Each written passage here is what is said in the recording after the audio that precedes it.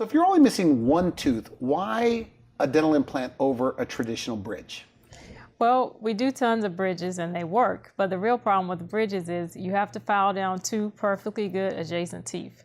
If I give you an implant, I'm going to help you preserve the bone because the implant is going to replace that missing tooth and it's going to replace the root. And the bridge will decay potentially, whereas the implant is not going to decay. Now, with a bridge, okay, so how long does a bridge last and how long does, if it's done right, an implant last?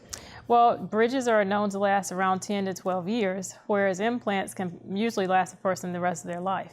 Okay, so in the long run, it's a lot less expensive to get an implant? It is, because with bridges you're going to have patchwork, you're going to have follow-up work. They're always going to need treatment because they are still your natural teeth. But with implants, you have less problems and no more cavities. Okay, now, if somebody in your family, I'll put you on the spot here, somebody in your family, they're healthy, they're an adult, but they're only missing one tooth. Would you never do a bridge on a family member over an implant?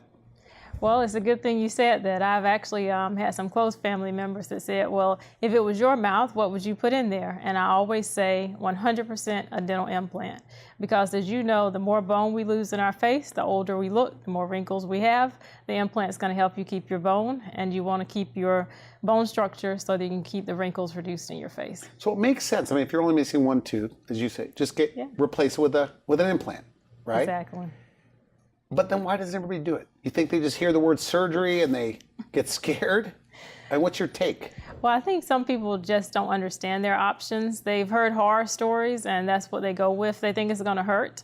I had a patient just the other day to tell me that if he had it to do all over again, he would definitely get a dental implant because it didn't hurt. He was scared to death. At the end of the procedure, he said, "Thank you. This has been fantastic."